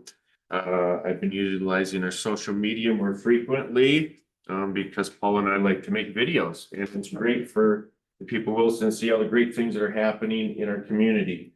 And I make time to meet with community stakeholders, and we just had a PAC meeting last week. We are getting PAC rolling again. PAC had kind of fallen apart because the one essential person, superintendent, wasn't making it to the meetings, so I'm making it to the meetings, and so we're gonna keep rolling with that. So I would say that I confirm based on the above that I'm in compliance for OE3. Board members, any questions? Hearing none, we would be looking for a motion that interpretation is reasonable and evidence supports compliance. Do we have that motion? I will move that OE3 is in compliance and the interpretation is reasonable. We have a motion. Do we have a second? Is that much? Mr. Barsh. Thank you. Board members, any discussion? Any discussion? Hearing none, Paul, could you call the roll? Johnson, Aye. Wheeler, Aye. Barsh, Aye. Sluter, Aye. Brenner, Aye. Kilgore. Aye. Swint. Aye, motion carries. I just quickly wanted to say that I appreciate all the hard work that goes into putting each of these reports together at every monthly meeting, all the staff members that take the extra time. We do appreciate that, Dr. Dermotson. It has been huge being able to see these items and really get a feel for how the district is doing overall. So thank you very much. Thank you, yes. We have great staff, and Tessa's a perfect person. She's a math guru, as remember Johnson was talking about, and she loves this kind of stuff. So luckily we cut her down to like a half hour. She would have been here all night. And then there would have been a quiz, I guarantee it.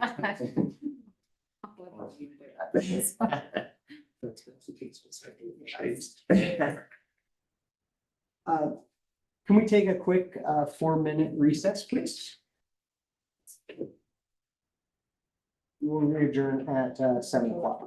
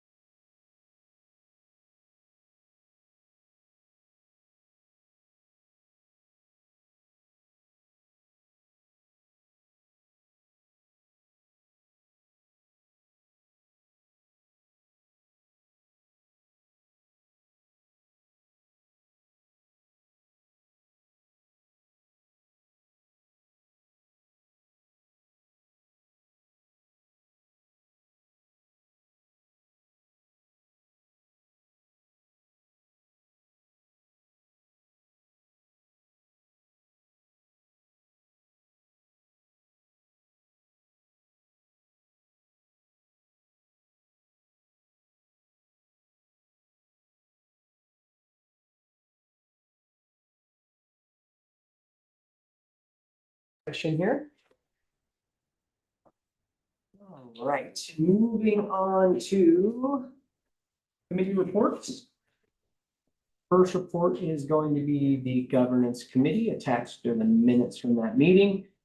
As with the past few that we've been doing, they are items that are falling under our board consent agenda to transition some of our policies.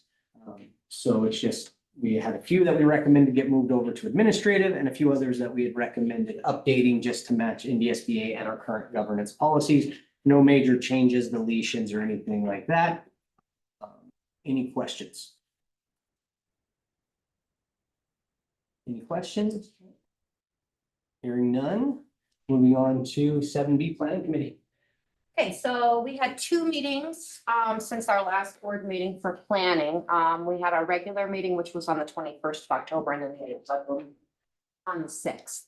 All the information has been included in board book, and then the special meeting we had on the 6th is going to be discussed a little bit later with our representatives from J.E. Dunn in regards to Lewis and Clark. So our first meeting on the 21st was pretty much just some updates on Slowland Construction, which is on task. Everything's going well there, no issues. Hagen's deferred maintenance, and then the updates on the potential pre-K center that we're going to be looking at doing with the ASB and how that's going to look. And then the special meeting that we had on the 6th, again, which is going to be discussed a little bit later on. I do want to say that the planning committee had a very lengthy presentation, and there's going to be some changes to the scope of the project at Lewis and Clark. It's still going to stay within our existing budget that we voted on, but the scope is going to change because of some changes. They were very positive changes involving the piping needs, and we can make adjustments to the scope of the plan.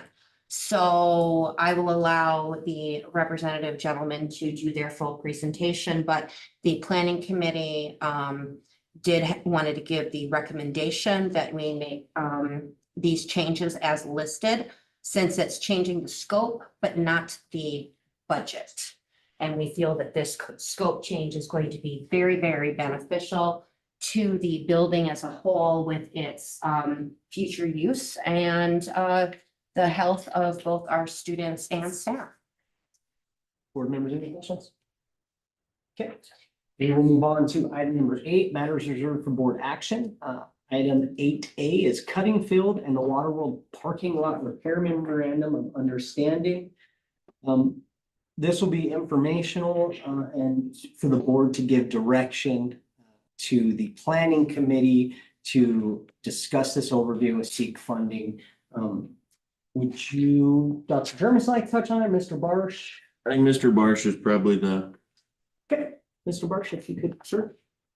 So along the kind of the backstory, with the fundraising efforts for Waterworld, there was a budget line item for marginal parking lot repair. There was an understanding before the Waterworld project that the parking lot was in need of repair. I think both the Waterworld team and the school district kind of recognized that. In lieu of all of the planning and fundraising to get us to open the doors of Waterworld, we're kind of confronted with the, I would say, challenge of getting the parking lot to the standards per the city of Wilson when it comes to new infrastructure, versus the kind of the budget expectation of just kind of fixing the damages that were as a result of construction. So kind of a little bit of backstory on that was as fundraising efforts were continued, it was the kind of a decision where we would put kind of lost funds into repairing the parking lot, then to face the reality that we'd have to kind of work in conjunction to completely repair the entire parking lot as soon as possible. So we were presented with an MOU with the city that essentially kind of ties the planning together between the park district and the school district to work together to with the community builders to fund the replacement of the parking lot, the repair of the parking lot. Together in conjunction as soon as possible, budgetary kind of funding determinant. So right now, respective organizations are working on budgetary items right now, and so that as you mentioned, that's going to the planning committee to work with Dr. Dermondson and Mr. Arnold and other staff to kind of get a report back to us on how to move forward. Board members, any questions? All the parking lots still district owned? Did any of the parking lot go with Waterworks? So that is quite the answer. So currently, the parking lot is how it's currently zoned would be school districts. With the Waterworld land donation to the park district, it essentially split the parking lot.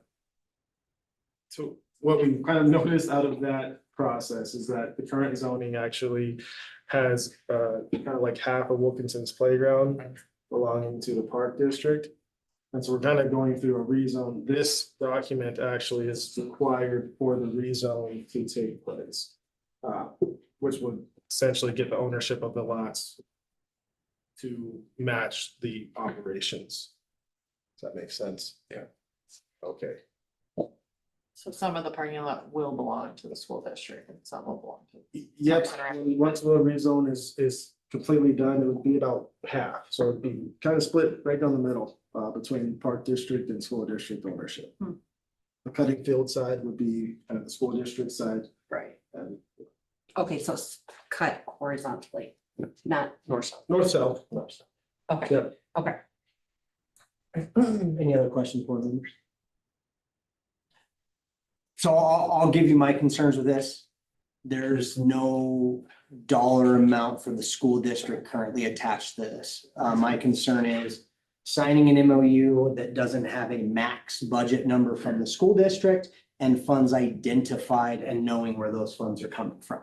So that's why I'm recommending that this go to the planning committee so it can be fully vetted prior to being signed by the district before it ties us into something that we may pay more than we actually have available for this type of project. I understand the need for the parking lot to be repaired, and I completely agree with it needing to be repaired. I just want to make sure that we're not tying the school district to something that we don't have the funding for or that dollar amount attached to. That's my perspective and position on it. I would add that that's very reasonable, and also like before, while knowing the parking lot needed to be repaired in advance of the project, it is not appropriate to assume that because Waterworld got done, that requires the school district to expedite their plans. Right. So we have to continue to collaborate. We're still applying for grants and kind of reaching out for in kind. So that total number is subject to change. Working with the city to just ensure that there's still forward movement on this understanding to get the parking lot to repair. Anything else, board members? Yes. From my understanding, what are the future plans for the construction? I'm seeing 2026. Are there plans to do repairs on that parking lot? That's what we're working towards. That's kind of what But I the, guess I was understanding there were some temporary fixes in the works, or are they looking at resurfacing the whole parking lot? the understanding that it became clear that if they did temporary fixes, it wouldn't meet the requirements that the city wants.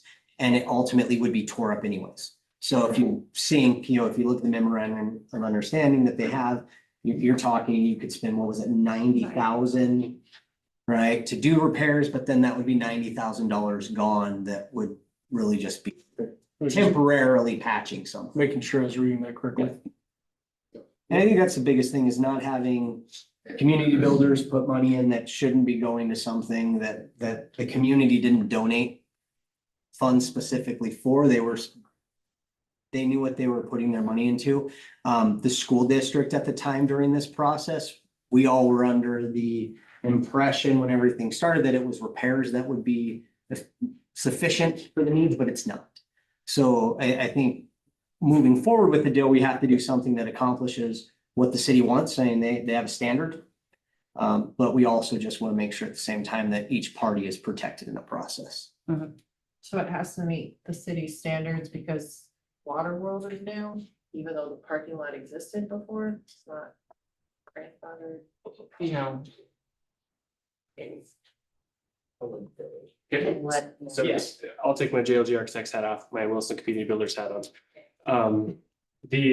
So yes, I think Wilson Water World is not the instigating reason what's driving this change.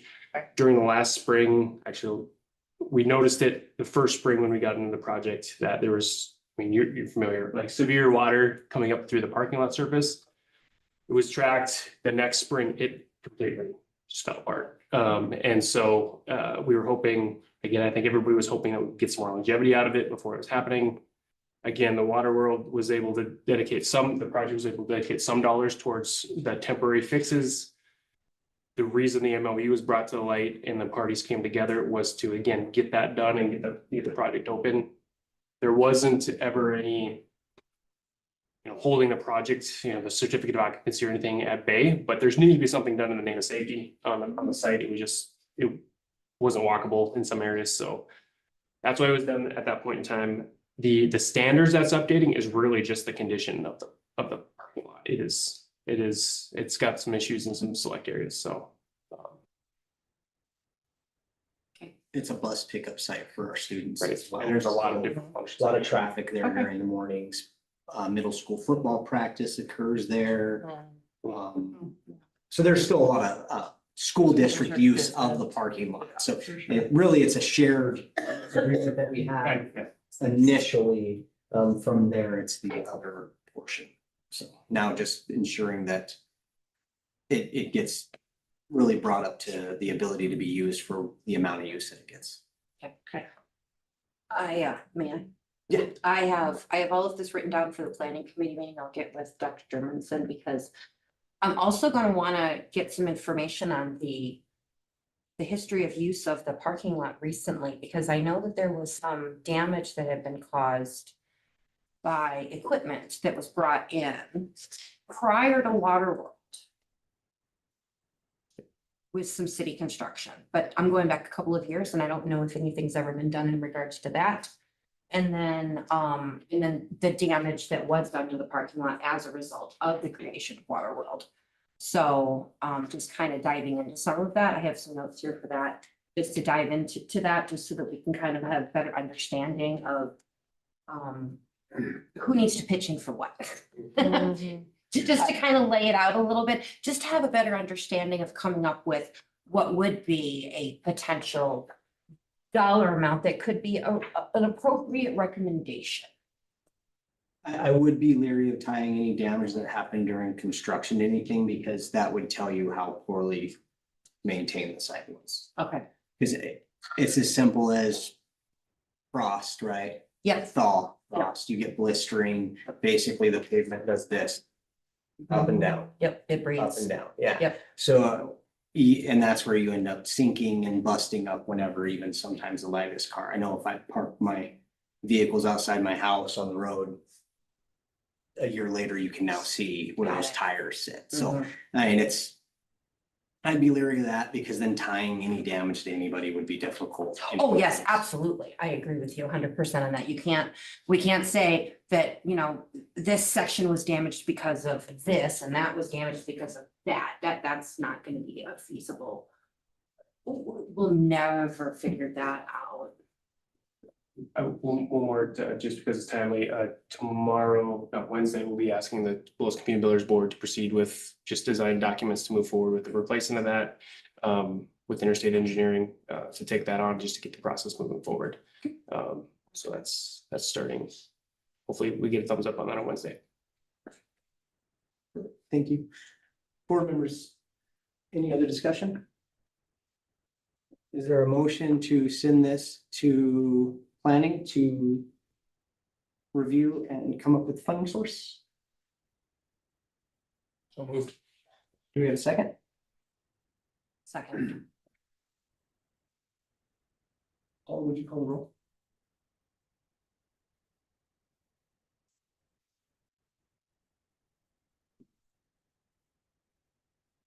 Wheeler, Aye. Barsh. Aye. Sluter, Aye. Brenner, Aye. Kilgore, Johnson, Aye. Swint. Aye. Motion carries.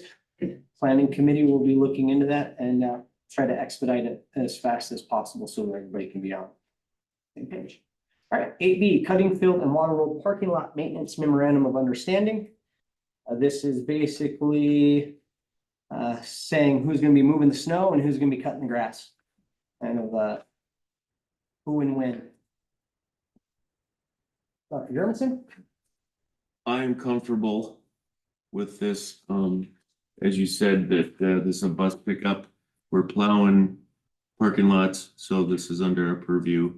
So as far as the mowing and stuff, I mean, I think that's something that can be worked out between the district and the park district, so. Mr. Barks, anything to put in from the park side? I would just add, this is also required per the rezoning process. So I think we obviously have a few agreements with the school district, the park district. A few examples of our how we work very well together. So this just kind of gets put into that bucket. We have routine meetings often. So this is just good to have a part of the rezone so that we can move that process forward, and we will keep working together collectively to make sure the site is clean, safe, accessible. Do we have a motion to approve the memorandum of understanding relating to parking lot maintenance? So moved. Do we have a second? I'll second. We have a motion and a second. Any further discussion? Any discussion? Hearing none, Paul, could you call the roll? Barsh. Aye. Sluter, Aye. Brenner, Aye. Kilgore, Aye. Johnson, Aye. Wheeler. Aye. Swint. Aye. Motion carries. Quick. Is this for me to sign or for Dr. Jermison? It just doesn't sit. Oh, I'll sign. All right, moving on to item 8C. Approve the new scope work for Lewiston Park Boiler Project based on the planning committee recommendations and allow JLG and J Dunn to proceed with collecting bids based on the new scope of work. Hey, got it all out. Who's next? Who's gonna speak on this? You want me at the podium or? Just told to answer questions, not first time. You want me to recap or just answer questions? Board members, do you need a recap on anything, or would you like to kind of just hear what the change is and then move on? It's less expensive. To watch. I would say focus on the numbers and then the specific change, because all this is changing one for Yeah. another. That's all it is. Sure, I can give a little recap. So the project budget was set at 2.4 million. Within that budget, and this is just HVAC upgrades is all that. We're gonna replace the boilers. We're gonna replace all the distribution piping that go from the boilers and feed all the units that heat the classrooms. We're gonna replace the units in the classrooms. And then we were gonna replace an air handler to get air inside the space of the classroom, because the air handler that feeds the classrooms has not worked for quite some time, is my understanding. That work came in a little bit over budget. If you recall to the board workshop we had on site out there at the school in early August. The discussion at that time was, how do we get it in budget? What was discussed was, let's see if we can save the piping and not have to do that piping. We did some investigative demolition, looked and seen what was there. The piping can stay. We updated the estimate. The scope of work comes in at 1.563. So, 900,000 under budget. That was on the construction side. So that was the construction cost. When you add the design fees and the owner contingency and the abatement, the budget is at 1.9. So under budget. So then the district building committee is what I'm gonna call it, people that attend our weekly design and construction meetings about deferred maintenance, which there's no board members on there, it's administration and Chris Brewer and stuff. And then JLG and Jay Dunn said, if you think back to the board meeting, we gave the Cadillac, Buick and Chevy options on the air handling. So the question was, what if we go back to the Cadillac air handling, which was not just supplying the space with air, but also exhausting air out and changing the air over. So in order to do that, we have to add another infrastructure of ductwork, so the exhaust air has a place to leave the building. That ductwork is currently not in place in that school. And then we'd have to do some upgrades to the air handler. So when you look at all that, you're able to afford the Cadillac option on the air handling, which does match what was done at Hagen. And so from an equitability standpoint, it's, you know, you're doing what this school's doing, it's in budget, so we're just, it's still all within the 2.4 million. And so that's what we came with, and so we're kind of at a point in time where the drawings are gonna be done within the next 4 weeks or so.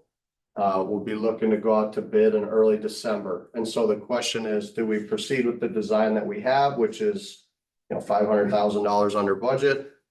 Or do we incorporate the Cadillac air handling system and have JLG and their consultants draw that, specify that, so that that is what is bid? Basically changing the scope of work a little bit. Board members, any questions? I'll just make a comment. As I had said before, this change is going to improve the overall health and well-being of our students and staff in the building. In essence, the building is going to be able to breathe. We're going to have fresh air coming in and we're going to have old air going out. And that is going to cut down on the amount of germs in the atmosphere, because they're going to have a place to go and they're not going to breathe. And then the dust particles and the various other things. So this is going to overall, I think, truly think is going to improve the overall health of the building. And then as said, it's similar to the same project that we did at Hagen. So it is equitable. Both buildings are going to be getting the same work. And that's one of the reasons why the planning committee agreed to move forward with a recommendation of making this change. I can add to that a little bit. It is building code standard now to have that type of air handling in a school. It's just, Lewis and Clark, you know, you'd be grandfathered and you don't have to do it, but a newly designed school with today's building codes, like Sloan, for example, has this type of air handling as well. So it would be bringing it into the 21st century. And the other thing we could point out is it's not a cooling system. We're not adding AC to the building. We're just making a more efficient, breathable building. Any other questions, board members? I think just on the topic of equity, just like, so the Hagen School project and Lewis and Clark are gonna be kind of here and here. Do we know of how our other elementary buildings would line up to? It's gonna be the same. You're not gonna have an exhaust ductwork system just because of the time frame they were built. It just wasn't how it was done back then. There may be different ways that that's executed in different buildings, depending on how the conditions of some of those things, but I agree. that- Hagen was built in the 80s, you know, so they had it, but those older Rickard and McVeigh and Wilkinson are gonna be very similar to Lewis and Clark. Good question for Dr. Jorgensen, I guess. Have you and Mr. Berard,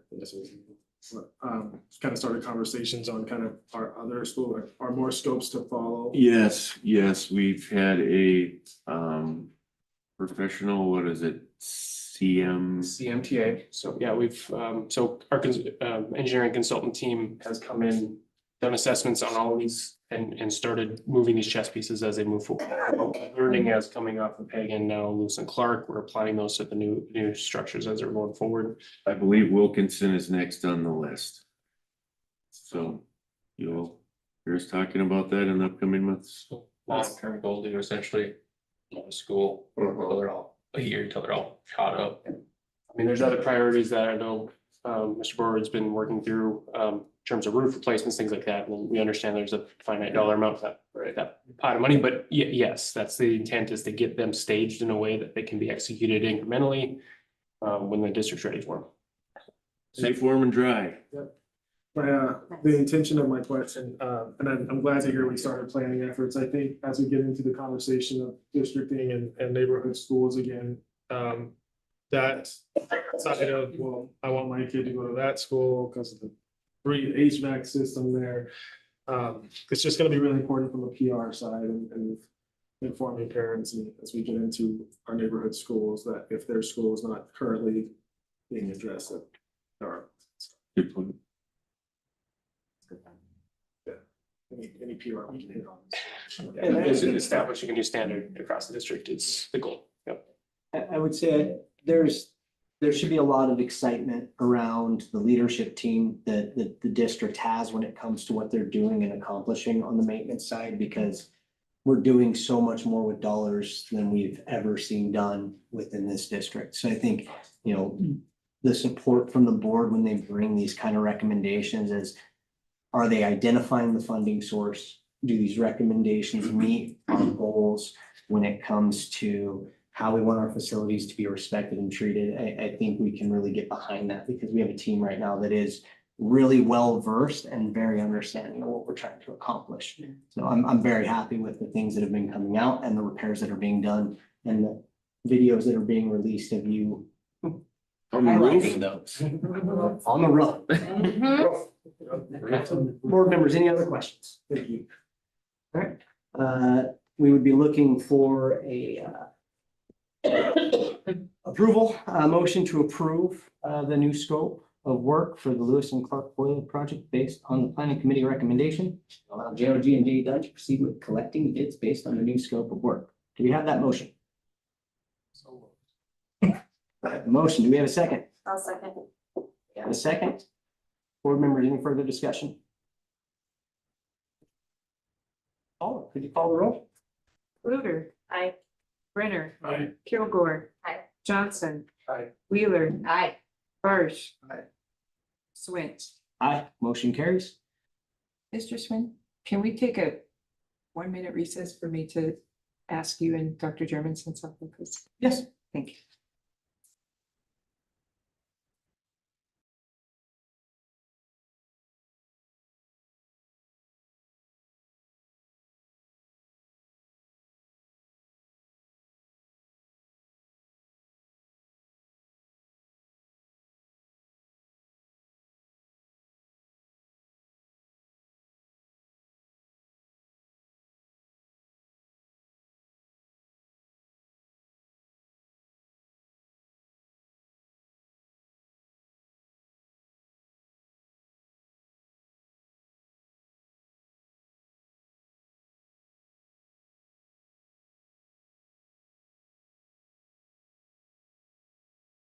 Second, sir. 7:20.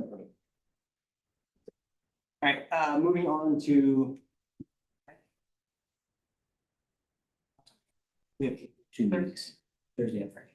Missed that one. Superintendent consent agenda. Do we have a motion to approve the superintendent consent agenda? So moved. Do we have a second? I second. Motion and a second. Any discussion? Paula, could you call the roll? Brenner. Aye. Kilgore. Aye. Johnson. Aye. Wheeler. Aye. Barsh. Aye. Sluter. Aye. Swint. Aye, motion carries. Board consent agenda. Do we have a motion to approve? Do we have a second? I'll second. Motion and a second. Any discussion? Just, this is probably a little bit, but I just wanted to recognize, Mr. Jones, the 21 years, 23 years, he said 21. He said 21, 22, 23, something like that. 5 years of it. No, when I was fortunate to make it to the high school today, me and Miss Kilgore, and when it really got me thinking about bar, and I know that not necessarily he was really involved, or if he was or if he wasn't, but But what I witnessed was as soon as Miss Larson put the notes that the kids could write to him to thank him for his service, there was probably like 15 kids that jumped to that table and were ready to write notes to him. And so like, what it really sent the message to me was like, those unassuming roles that are there every day are so impactful. And I like the bar process because it incorporates those roles into the actual process. I think it's the kids know how important Mr. Jones was to them, but I don't know if Mr. Jones always knew how important he was to the kids. And he felt that today. We all felt it. It was super cool. So I just wanted to say that. This is probably a good lead into, you all have an invite on Monday. We actually have the Lieutenant Governor, some educational representatives, the lady that founded BAR and her assistants are going to be here on Monday checking out our schools because we are doing very well in the BAR process, as we were one of the first schools in North Dakota. So you're all invited. I'll read this on Monday morning to Hagen from 8:30 to 9. You guys have breakfast and meet the leaders, the state leaders and the BAR representatives. So there'll be a video going out this week. Ray Pollock, because we like to do videos about BAR, about all the good things that our students and our teachers are doing. And so, yeah, we're getting some recognition, some great recognition for all the hard work of our teachers and principals. Thank you very much. Exciting. Board members, any other discussion? Paul, could you call the roll? Kilgore, Aye. Johnson, Aye. Wheeler, Aye. Birch, Aye. Sluter, Aye. Brenner, Aye. Swint. Aye. Motion carries. Board debrief of the meeting? Yep, so we had Corey Fleck here this, at the beginning, giving a presentation about Rickard and presenting some of the history on, where, Rickard, how the name came to be, which was very, very helpful for me, especially because I didn't know the history. And then we had, just the Explorer Academy, Emily Dillard, is that how you say her last name, Dillard? Dillard, yep, from Fargo, kind of explaining Explorer Academy and how it's, the program is being operated in Fargo and all the great success that they're having. And us being able to potentially implement something like that. And we're talking about the functional behavior assessment, that was really helpful. And just her explaining the program and how it's the last resort program and being able to plan to integrate the children back into the regular school environment successfully. Nonetheless, it's successful. It's the thing that I really appreciated hearing her kind of hone in on. And then Mike providing the monthly financial report and providing the audit update.